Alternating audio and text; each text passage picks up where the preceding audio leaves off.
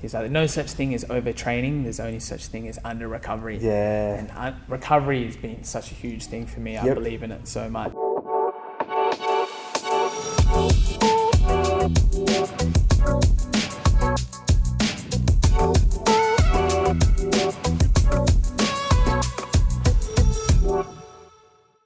Clif Hurt here, and I'm standing outside of Scrappy's here in Wellington. It is a great day to get into some grappling, learn a little bit about Muay Thai from one of my good friends, Danial Mini T Williams, who trains here. Then after that, we'll jump into a little recovery, what he does for recovery, mentally, spiritually, if you will. And that's over right in Altered States. But for now, let's jump in, get into a little fighting. Come check it out.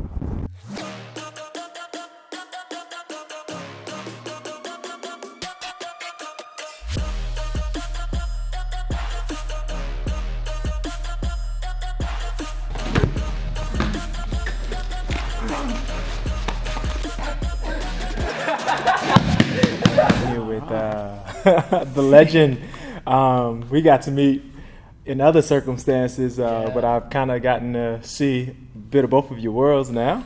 Yeah, it's cool that you finally come down, Cliff. You know? Yeah. Obviously, the other place is all about getting the stress down, staying quiet, relax. And here it's just boom, exercise. It's cool that you got a bit of a workout as well. I did, man. So Mini T, Danial Williams, everybody. But for those of you who don't know him, he is a legend. Your winners by way of knockout, the red corner, Danial. He takes his record now to 6-3 with 2 knockouts. Yeah. Tell us about your fighting career, man. Like, how did it all start for you? What got you into it? What earned you the name Mini T? Yeah. Well, basically, like, as long as I can remember, I've always had like a competitive mindset. Yeah. And martial arts is just always something that appealed to me. Yeah. The Jean-Claude Van Damme movies, Yep. the Bruce Lee movies. I have martial arts history in my family as well. So Sure. it's just, I've always known about it. Yep. And so ever since I could walk pretty much, I think 5 or 6 years old, my dad, who's always been quite encouraging to do martial arts, to be able to do self-defense. I did like Taekwondo. Yes. And then I think I did karate after that. And then I think I went back to Taekwondo. Okay. Did a bit of Hapkido. Yep. Ninjutsu even. Yeah. Straight kickboxing. And then I enjoyed the kickboxing. And then all of a sudden, I think I was about 12 or 11. I got sick of the other martial arts because I was getting a bit bored of it. Yes. There was like a Muay Thai. Yep. Advertised in our area. So yeah, basically that appealed to me because my mum's from Thailand. Yeah. And I was actually born there. Yes. So that's amazing. It just, street Muay Thai is just my thing. Yep. I'm going to go there, and I did that. And then did that for a good 10, 11 years. Yes. Like I still do it now. Yes. But just competing wise, that was, I guess, where I sort of got my name. Please give it up for Danial Mini T Williams. I think we've got, we'll admit it, Kung Fu Carrot. We've got man crushers on this bloke. I think I was about 14, getting ready for one of my first fights, and I shaved my head. And then I come into the gym, and the trainer was like, hang on, stand over there. And there was this big poster of this fighter. Yeah. And his name was Tyrone Spong. He's a very well-known Dutch kickboxer. Yep. And so I stood next to him, and the coach is like, hey, you look exactly like him. Start calling you Mini Tyrone. And the whole gym got involved, and then it just got from Mini Tyrone to Mini T. Yep. And then it still sit today. For me, leading into MMA now, because I've done a few martial arts, it's the one martial art that puts all of them together. Yes. And in a competitive mindset. Yes. So that's why I sort of led into that. Yep. I did everything I wanted to do in Muay Thai. Yep. I never say never though. There's still a bit in me that goes, you know what? I've still left at a good level. So Yes. I still always have that in the back of my mind going back to compete. Yeah. As long as I still have the competitive nature in me, you've got to feed the ego a little bit. I really have that focus of MMA just right now. Yeah. I've changed my whole style for this sport. Yeah, in the gotcha. last 2 fights, I've seen that improvement, Yep. especially working on the ground, being able to get back Yeah. up, stopping like chokes and all that. Yeah. So like I would hate to just have to change that Yep. and go back to my roots. Yeah. I get you. And then like maybe miss out on opportunities in the MMA. Yeah, So at the great. moment, like Yeah. this next year, I'm just keep it MMA. Yep. Maybe at the end of the year, see how things go. Yep. And then, yeah. That's just amazing, bro. Fighting anyway. Yeah. I'm always going to be doing this sport, you know. Yeah. It's just I'm teaching now, Yep. so just always going to be a part of my life. Yeah. And what is it like teaching for you? I mean, here at Scrappy's, and it's a cool gym, man. Cool Yeah. space. I got to meet a few other guys who come to the other space, which you we'll got be to see venturing a bit into. of our style Yeah. of MMA, which is you got a bit of pad work in, Yeah, definitely. a bit of wrestling, Yes. and just I've been here for a while now, so naturally just got into coaching here. Yes. And I'm enjoying it. First I was a bit like, oh, I don't want to do this. You know, just addressing a classroom, and Yes. you know, it's not my thing. I'm quite a shy person, Yeah, yeah. I'm introverted a bit, so it was a big sort of thing for me to be able to get into coaching. Yep, definitely. And now I'm starting to find my feet. I'm giving people personal training sessions. Yeah. So it's like it's just become another part of my life. Yeah. Opened up different avenues, and Definitely. it just instills my own training from a selfish aspect as well. Like I have to teach what I know, Mm-hmm. so I'm starting to, I guess, understand what I'm doing a bit more because I have to. Because you don't have a trainer. It's just You kind of start to embody That's it. the art form, which you probably have, but when you're explaining and articulating, you kind of understand why you're doing it on a deeper level, and you that's understand powerful. that too, being a teacher yourself and a yoga instructor. man. So. It's amazing, and it's fascinating to see the lights go off and some lights come on in somebody else's mind when you teach something and you're like, oh, that was a better way to teach that. You know, I taught that well that time. All right, so I reckon like we were doing before. Yep. We'll start off with the jab. Yep. Move. Yep. All right, so try to be a bit more square on. Okay. Keep your elbow in as well. So Yep. imagine you're like in a hallway too, so you're not. Yep. Because when you start striking like that, Yep.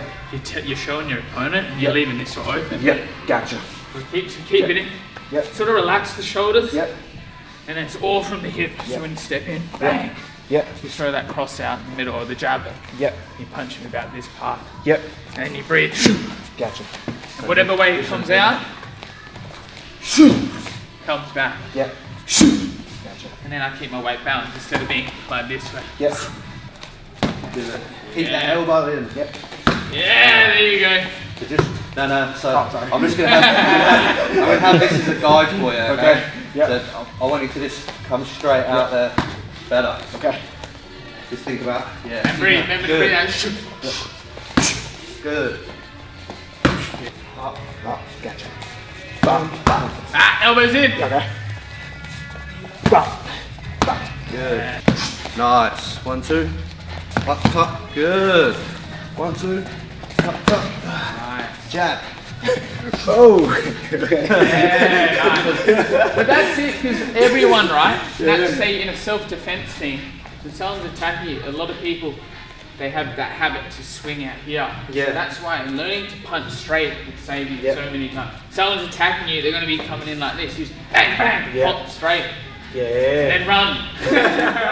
And what would you have for any guys who are interested in fighting now, whether it be Muay Thai or Jiu-Jitsu or boxing? Get down to a class. Yep. Just come down, because you won't know. You overthink, or you like, I'm unfit. I got to get fit first to come to the gym. That's the most stupidest thing any sort of trainer hears. Yes. Like, oh, I want to get fit first before coming to the gym. It's like, you come here to get fit. Yep. You don't know, don't be scared. Just Yep. get down, see if you like it. Yep.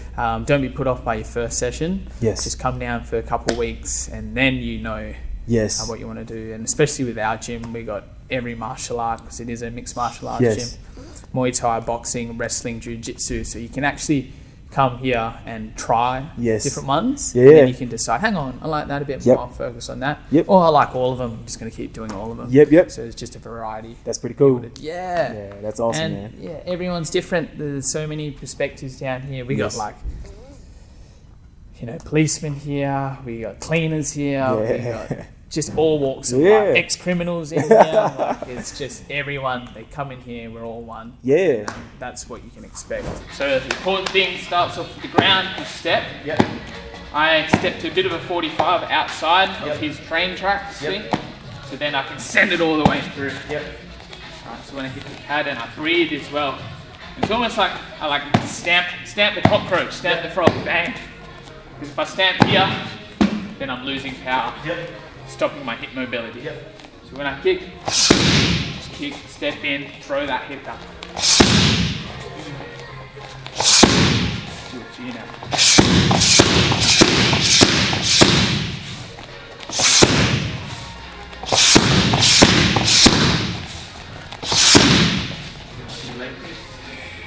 First body kick, maybe hold it like that. Leg kick, I step deeper and I stamp harder. Just to drive that power in.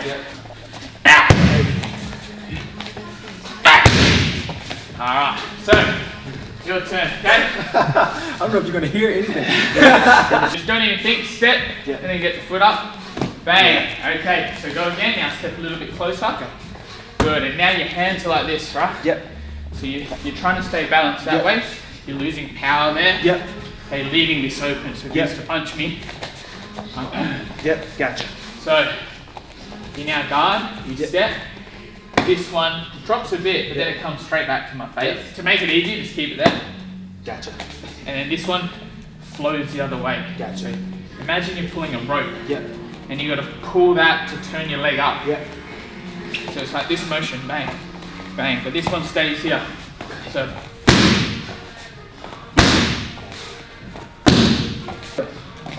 Yeah, a bit better. Keep that tight. Yes! There you go. So you want to step to that 45. Step to the 45. Yeah. Okay. Keep it low. Pull it up. That's better because drop and then put up. Drop and then up. Better. Oh, hey, that's the best one yet. Oh, hey! 1, 2, 3, 4. He's out. My man.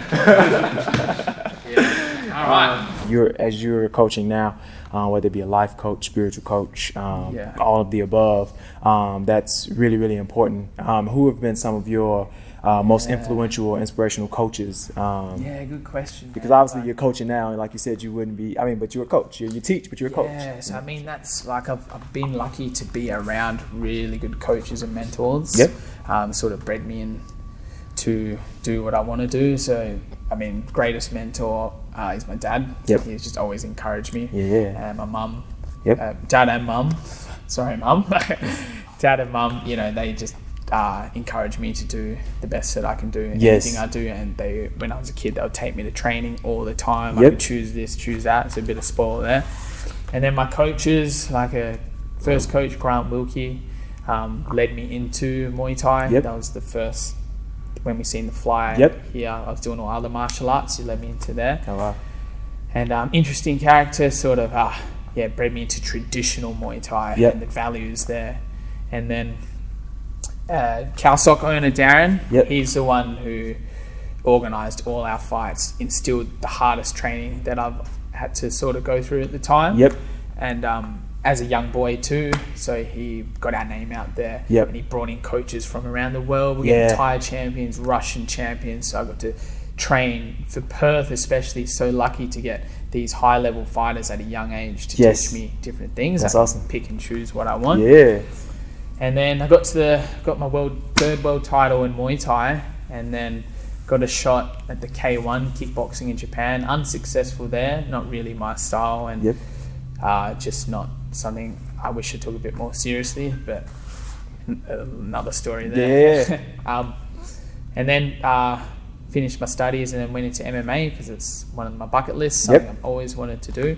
And then now I've met more coaches here that have blown my mind. Freaking Ben Vickers, Jason Kavanagh.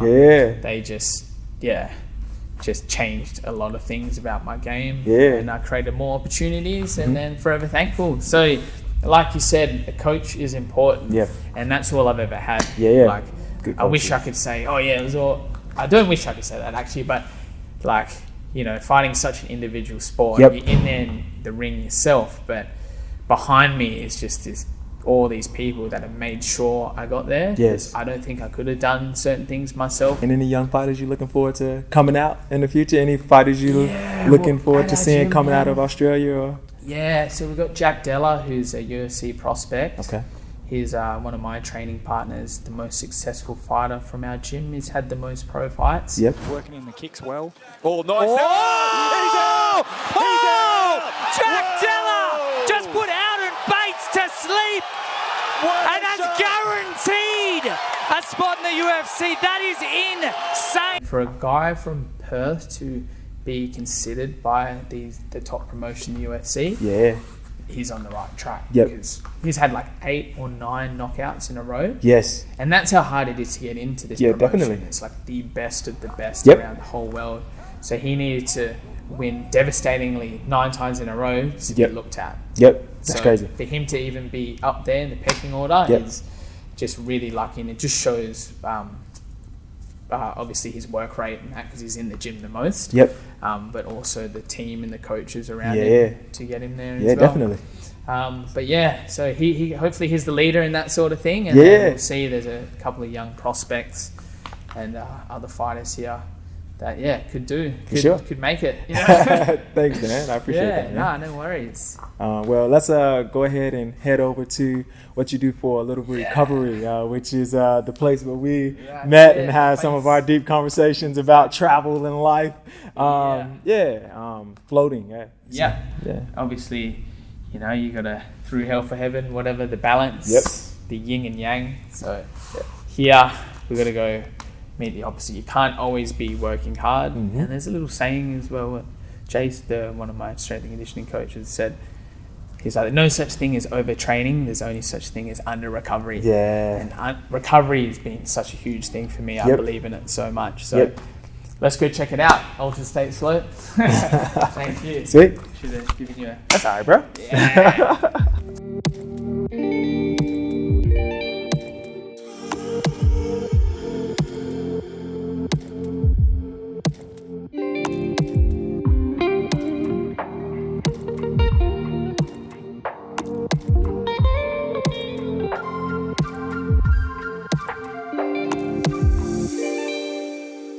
This is one of my favorite spots to come and relax. Yeah. And it's good to be here and like be able to talk to you and get to pick your brain a bit about this space and floating and sensory deprivation. Yeah, I mean, like, it's cool that we just come straight from the gym. So a bit of my world is all about the balance, right? So we had a bit of a workout then just to come here. Now we can just hit the recovery. Yes. So yeah, we have float tanks, neurofeedback, infrared sauna, and massage. They're probably the 4 modalities that I've always used in my sport, and it's just cool to be able to have something so close to our gym. Yes. Make something so close to our gym where you can go down there, you can go raise the stress levels, work out, and then you just walk down the road and you can calm everything down just like that, you know. You're not making things too complicated. Yeah. Alright, so this is our clear light infrared sauna. So 3 to 5 person, although we only sort of have 3 people just so it's comfortable. It's a private sauna, and infrared, you basically stay in there longer because it heats you up differently. Yeah, so it's not steam, so it doesn't heat up the air. Yep. So if you had troubles with normal saunas and breathing, you shouldn't have that in here. Because it's just infrared panels on the side that heats up your skin, and it makes you sweat at a deeper level. Yeah. You induce like an artificial fever, so it just helps you strengthen your immune system. Definitely. And then the fact that you can stay in there longer and then up to 40 minutes, 45 minutes, and just constantly sweat the whole time. Yeah, it makes it a pretty cool experience. Especially, you got Bluetooth in here, you put music on, and then you make your little day bed. Yes. And another part of resting and relaxing. Using something else to help you get into the right frame of mind for the float, because the float is a very powerful thing. Yep. It's considered the deepest form of relaxation. Yeah. But it is up to the user as well to get the most out of it. Definitely. So if you're completely stressed out before coming here, you've rushed to get here, you haven't set up time, you've had a coffee before coming, like, your float probably won't be that good. Yep, that's true. You might get restless in there, you can overheat. Yes. So it's just, we've seen a rise of people, because we've educated them, just being relaxed before coming in, or using one of our other therapies to help you in your float. Yeah. And of course, they're really good on their own as well. Like most people do come and use one or the other. Yes. But it's just cool for you to experience that. And we're just seeing a lot more people sort of, ringing up to do that. Yes. Ringing up to do the sauna and float, or just making like a day of self-care. Yeah. You know, as opposed to just having half an hour, 1 hour here. They're just having like a couple of hours to themselves. Yeah. And that's really cool to see because, self-care is very important. You can't just always be grinding all the time. Yes. You do need to have the other side. Yes. The yin and the yang. Definitely. Is to just have that balance in life. Now, what can somebody expect when they come here? So like every float centre that I've been to has been different around the world, in Australia itself. It's a lot of, every centre has their own individual sort of way that they market to people or how they run their centre. So we get you see a lot of centres that might really target the therapy luxury sort of side, like spoil yourself, or you might get there's a place in America somewhere where they promote to just people that like say busy business people that they don't market for them to switch off, they market for them to be like think tanks, they call them, so be productive in it. But whereas with us, like the reason we chose our tanks because we believe that you need to have a well-calibrated float tank to get the full experience of sensory reduction. So we're about getting to the deepest state of relaxation and having the right tank to do that. Okay, so this is our float away double cabin. So it actually can fit 2 people at one time, but most people float individually. So it's an individual thing, therapy. It's got 600 kilos of magnesium sulfate in there, the organic type too, not the manufactured form that a lot of places tend to use, which makes the water really slimy. Yep. You don't know what you're putting in your body. Definitely. But this tank is really big for somebody who's tall. So exactly, the taller floaters, people that want to have a good stretch, because especially after being weightless for a while, your muscles are so relaxed. Best time to stretch. Yep. And people that have had issues with being claustrophobic or in confined spaces. Definitely. This is the tank for them. Yes. And the beauty of our double cabin is in the industry you hear people say like, I don't like the big cabins or the big float tanks because the heat's not good. Yes. With the float away, they've got heaters on the top. Yep. So the whole space is just got a really efficient temperature, and there's no condensation that drips too. Because usually hot air rises, and when it changes, whatever, you can get the water. Yes.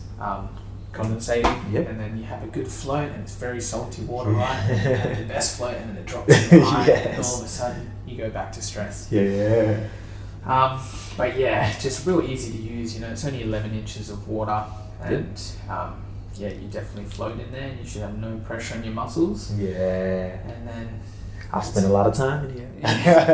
His favorite tank. Yeah, man, it's beautiful. I think we're the only ones in Perth with the float away cabin. Yes. And the float away pod as well. So top of the range. Float away. It was just a big thing for us to just spend a little bit more so we do have a good product. So the majority of our users have a good experience, but mostly so we do as well. So and we're quite experienced. We've tried many tanks, and we just found like the float away company itself, just the engineering has been quite good to help you reduce the sensors to the maximum. Pretty much. So the thing that we try to sort of explain to people, like, okay, we're not the once every now and then to spoil yourself. Like, this can really benefit your lifestyle. Making it a practice, you'll see just better results as it has with us. So we don't go over the top with showering products, or when they welcome in with a red carpet, which is nice, those day spa places. But, we just want people to come whenever they want to, straight after work. There's no no over the top pampering. It's just come in, use the tank, and then see the benefits. Visualization. It is a really important tool for young people or old people. Anybody who's trying to like change some things or reprograms from old ideas or traumatic experiences. I mean, a little bit more about maybe how you use visualization, or have you seen it as a tool? I mean, as a fighter, it would be a really good tool to go into the tank with a clean slate. Yeah, I think it's so powerful, visualization. You know, if you're not thinking about it, then how you expect things to happen. Yep. I think the more you do that, the better you get good results. And with the float tank, it's just a lot more powerful because you have no distraction in there. So it's just you and your mind in the tank. Yep. And whatever you want to manifest in there, I think can be a lot more powerful than you doing it with distraction. Yes. Although it's still powerful with distraction, I guess, as well. But I think the float tank is just you and your mind.